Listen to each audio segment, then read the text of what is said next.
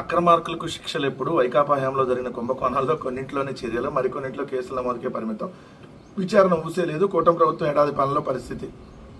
అక్రమార్కులకు శిక్షలు ఎప్పుడు అని హెడ్డింగ్ పెట్టి ఏం రాయాలంటే, ఈ కూటమి ప్రభుత్వంలో ఇసుక దోసుకుంటున్నటువంటి అక్రమార్కులకు శిక్ష ఎప్పుడు, ఈ కూటమిలో బెల్ట్ షాపులు దందా నిర్వహిస్తున్నటువంటి తెలుగుదేశం పార్టీ నాయకుల మీద చర్యలు ఎప్పుడు, ఈ కూటమి ప్రభుత్వంలో మట్టి మాఫియా పేటరేగిపోతుందని చెప్పి నిన్న మీకు సంబంధించినటువంటి ఆంధ్రజ్యోతిలోనే రాశారు కాబట్టి మరి ఈనాడు దినపత్రిక వాళ్ళు మరి అప్పుడు అక్రమార్కుల శిక్షలు ఎప్పుడు, మరి ఆ మట్టి మాఫియా ఆంధ్రజ్యోతి రాధాకృష్ణ రాశాడు కదా మట్టి మాఫియా గురించి, వాళ్ళ మీద ఎప్పుడు చర్యలు తీసుకుంటారని చెప్పి రాయాలి. ఇష్టానురీతిగా ఆంధ్రప్రదేశ్ రాష్ట్రం మీద పందికొక్కులాగా దోచుకున్నటువంటి తెలుగుదేశం పార్టీ నాయకుల మీద శిక్షలు ఎప్పుడు అని రాయాలి. అత్యాచారాలు 2 రోజులకు ఒక అత్యాచారం ఈ రాష్ట్రంలో జరుగుతుందని చెప్పి అఫీషియల్ లెక్కలు చెప్తా ఉన్నాయి. అన్అఫిషియల్గా ప్రతిరోజు జరుగుతూనే ఉన్నాయి. కొంతమంది స్టేషన్కి వెళ్ళి కంప్లైంట్లు కూడా ఇవ్వలేనటువంటి పరిస్థితుల్లో అక్కడ ఉన్నటువంటి వాతావరణం ఉంది. సో మరి అత్యాచారాలు చేసేటటువంటి వాళ్ళ మీద శిక్షలు ఎప్పుడని రాయాలి. 15 మందికి పైగా దారుణంగా అత్యాచారం చేయబడి హత్య గావించినటువంటి సంఘటనలు కేవలం 12 నెలల్లో ఉన్నాయి. వాళ్ళ మీద శిక్ష ఎప్పుడని రాయాలి. రైతులకి ఏదైతే 20,000 రూపాయలు ఇస్తామని చెప్పి మోసం చేసి అధికారంలోకి వచ్చినటువంటి ఈ దొంగల మీద శిక్షలు ఎప్పుడని రాయండి. నీకు 15,000, నీకు 15,000, నీకు 15,000 అని చెప్పి అధికారంలోకి వచ్చినటువంటి ఈ దొంగలు ఎవరైతే ఉన్నారో వాళ్ళ మీద శిక్షలు ఎప్పుడు వేద్దాం, వాళ్ళని ఏ విధంగా శిక్షించాలి. మోసం చేశారు కాబట్టి 5 కోట్ల మందిని మోసం చేసినటువంటి ఈ చంద్రబాబు నాయుడు, ఈ పవన్ కళ్యాణ్, మీ 2 ఉగ్రవాద పత్రికల మీద కూడా శిక్షలు ఎప్పుడని చెప్పి వార్తలు హెడ్డింగ్ పెట్టి రాయండి మీకు దమ్ముంటే. ప్రతి ఆడబిడ్డకి నెలకు 1,500 1వ తారీఖు అకౌంట్లో వేస్తాను అని చెప్పి మోసం చేసి ఆడవాళ్ళని మోసం చేసినటువంటి ఈ దుర్మార్గుల మీద శిక్షలు ఎప్పుడని రాయండి.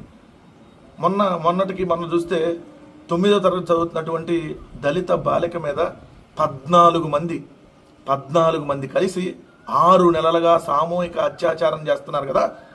అలాంటి నీచుల్ని ఎప్పుడు తల నరికేసి శిక్ష చేద్దామని చెప్పి రాయండి. మీరు కడుపుకి అన్నం తింటే అట్లాంటి వార్తలు రాయండి. మీ ఇష్టమైనట్టుగా వాళ్ళ మీద ఎప్పుడు శిక్ష చేస్తారు, వీళ్ళ మీద శిక్ష ఎప్పుడు చేస్తారు.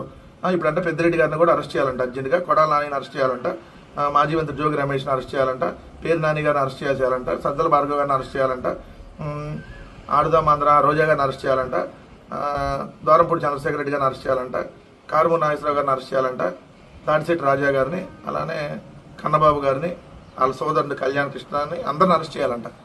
చేసేయండి. మొత్తం 1,32,00,000 మంది ఉన్నారు.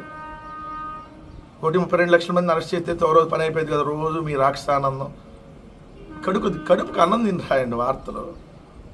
నిన్నప్పుడు మీ తండ్రి గారిది ఏడాది అయింది కదా, కిరణ్ గారు, రామోజీరావు గారు చనిపోయి. ఆ రోజున మీరు కొంచెం అన్నం తినేసి వార్తలు రాయాలి కదా.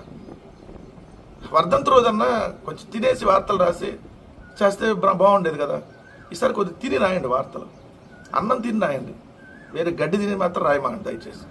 చూసుకోవాలి కదా ఈనాడు కిరణ్, నీ టాయిలెట్ పేపర్లో ఎలాంటి వార్తలు రాస్తున్నాం అనేది నువ్వు చూసుకోవాలి కదా. చూసుకోకపోతే ఎలా? పైన ఉన్న రామోజీ బాధపడ్డా, అదే మీ నాన్న రామయ్య సోదరి అలియాస్ రామోజీరావు బాధపడ్డా. ఎందుకంటే నువ్వు పెట్టిన హెడ్డింగ్ ఏంటి, లోపల మ్యాటర్ ఏంటి? వైకాపా హయాంలో పోలీస్ వ్యవస్థ దుర్వినియోగం అని హెడ్డింగ్ పెట్టావు. ఎవరన్నారని? విశ్రాంత ఐపీఎస్ అధికారి ఏబి వెంకటేశ్వరరావు అన్నారని.